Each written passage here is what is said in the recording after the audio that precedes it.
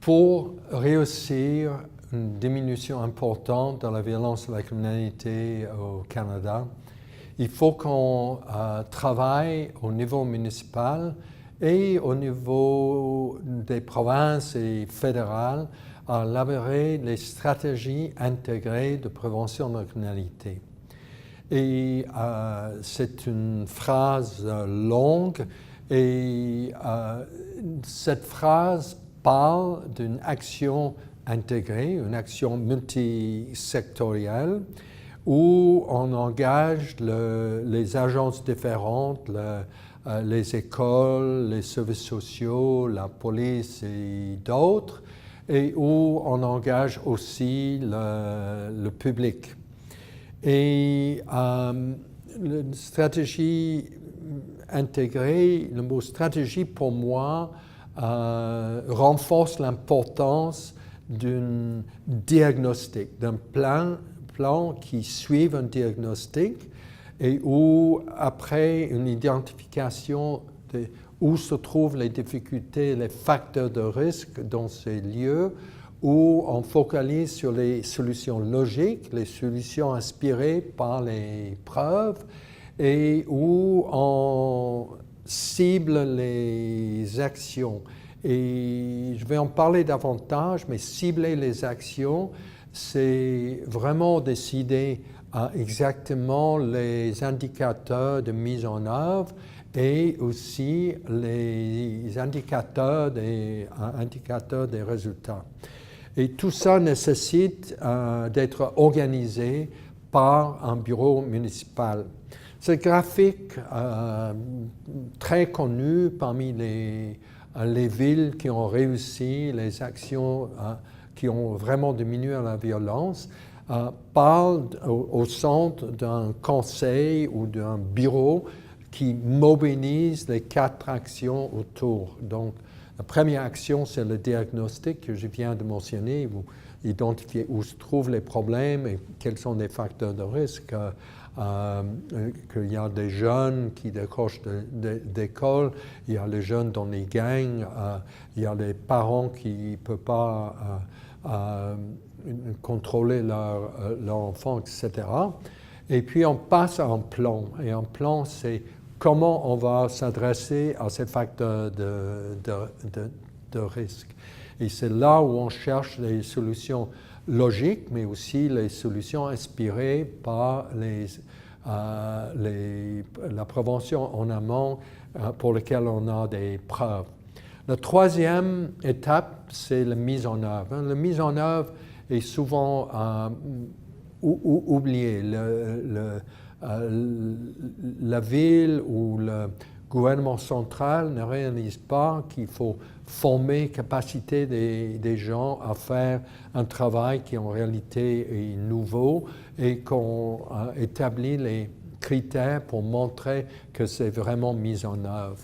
Et on passe à ça, à l'évaluation des résultats, qu'on a des preuves d'une réduction de la criminalité. Une stratégie intégrée réussie, et je mets un accent très fort de réussite. J'ai vu trop de stratégies où ils ont fait uniquement une partie, ils n'ont pas fait attention à l'implantation, ils n'ont pas fait attention à mesurer les résultats. Ce qui est important comme action essentielle, c'est les solutions multisectorielles. Il faut mobiliser les écoles, il faut mobiliser les services des jeunes, il faut mobiliser la police dans une transformation différente. Il faut que c'est inspiré, je l'ai mentionné, mais je le rementionne, les solutions doivent être logiques. Et il faut parler d'un investissement significatif. On ne peut pas réduire la criminalité au Canada par une série de petits projets avec très peu d'argent. Il faut de l'argent suffisant. Moi, je parle souvent de l'équivalent de 10% de ce qu'on dépense pour la réaction. C'est pas 100%, c'est 10%, mais il faut de l'argent significatif. Il faut le suivi sur la mise en œuvre et il faut mesurer les résultats. Et tout ça, c'est uniquement pour le réussir, c'est aussi important pour les politiciens de savoir si oui ou non le projet avance dans la bonne direction. Quelques exemples des stratégies réussies. 3 villes, il y a d'autres, pas beaucoup d'autres, Winnipeg, Minneapolis aux États-Unis et Glasgow en Écosse. On va voir d'abord Winnipeg. Winnipeg, c'est impressionnant. C'est une réduction de l'ordre de 85% à travers 6 ou 7 années. Et ceci a commencé avec un diagnostic pourquoi Winnipeg avait tant de vols d'auto. Et suivi par un plan, et le plan avait impliqué des actions de la police pour focaliser sur les voleurs répétitifs, une action des services sociaux pour travailler avec les jeunes qui étaient principalement impliqués dans le vol de voitures et quelques autres actions. Et la mise en œuvre est assez claire, mais dans ce cas-ci, les résultats, pour moi, étaient très, très impressionnants. Ça, c'est une réduction de 85%. Et l'investissement qui venait de la compagnie d'assurance de la province était de 40 millions de dollars. La prévention implique un investissement important, mais avec cet investissement, ils ont épargné 20 millions par année. Donc, c'est un retour de 4 dollars pour chaque dollar investi. À l'échelle internationale, nous parlons beaucoup de Glasgow qui montre qu'un diagnostic suivi par une mise en œuvre des actions que j'ai mentionnées avant, comme je travaille avec des jeunes, je travaille dans les hôpitaux, comme une police focalisée, a diminué la violence une fois que les actions ont commencé de 50% à l'intérieur de 3 ans. Il fallait peut-être 2 ans pour l'analyse, mais donc sur une période de 5 ans de diminution de 50%. Pour moi, ça si c'est possible à Glasgow, c'est clair que c'est possible à travers le Canada.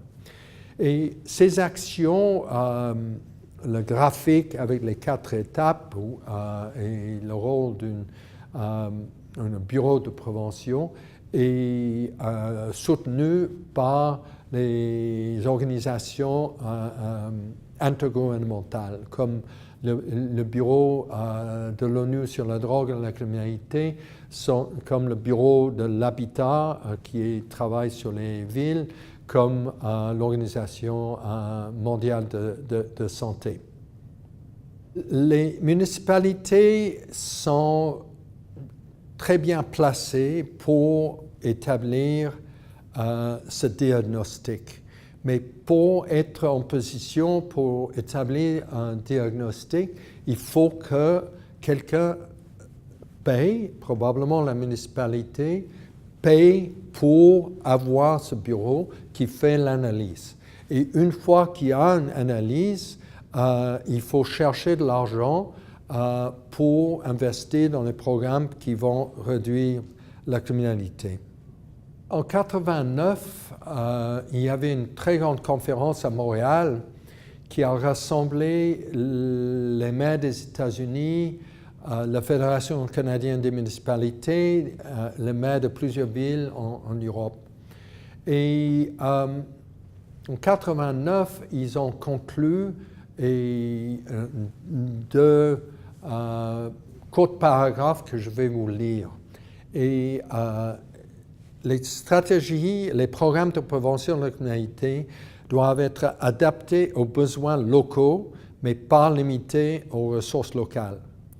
Donc, déjà en 1989, il y avait un consensus que c'était pour les villes qui sont le plus proches au problème de faire l'identification des problèmes et l'identification des agences qui pourraient améliorer la situation, diminuer la gravité des facteurs de risque. Un autre paragraphe disait « Les efforts locaux doivent être soutenus par les politiques nationales qui fournissent un financement stable, direct et ponctuel et qui permettent une flexibilité locale dans la conception du programme. » Ces deux paragraphes sont très importants parce qu'ils reconnaissent le rôle essentiel des municipalités, mais le rôle essentiel pour les autres ordres de gouvernement de les aider avec de l'argent pour le plan et les techniques, la capacité de le faire et surtout de l'argent nécessaire pour la prévention en amont. Le malheur est que depuis 1989, on a parlé souvent de ces paragraphes, mais on n'a pas vu les vrais investissements au Canada. Le Canada cherche les moyens plus courts et efficaces pour diminuer la criminalité. Ces manières devraient être plus basées dans les preuves, devraient respecter les intérêts des victimes et devraient donner une meilleure protection au public. Le réseau municipal pour la prévention de la criminalité propose 3 actions importantes. Une, c'est d'établir des bureaux de prévention de la criminalité à tous les niveaux du gouvernement, le fédéral, les provinces, les territoriaux, et à les municipalités. Le deuxième est une conférence annuelle qui permet de partager les réussites à travers le Canada et à chercher les meilleures solutions aux problèmes qui vont nous confronter dans les années à venir. Le troisième, c'est un investissement important dans un partenariat entre le fédéral, provincial et les territoriaux et les municipalités. L'investissement, c'est l'équivalent à 2% de ce qui est dépensé actuellement en réaction aux problèmes de criminalité. Selon les preuves, ces investissements ciblés aujourd'hui pourraient atteindre avant 2030 des réductions de l'ordre de 50% de crimes et de victimisation. Ça, c'est 1 million moins de victimes d'agression et autres crimes violents, une diminution de 2 millions moins de victimes de vol et autres crimes contre les biens. Ça veut dire une réduction de 25 à 30 milliards de torts faits aux victimes. Ceci va nous permettre un meilleur équilibre entre les dépenses énormes en réaction et la prévention. Et 2 milliards à investir selon les preuves va nous permettre des économies potentielles et importantes dans les coûts de réaction de l'ordre de 4 milliards et plus par année.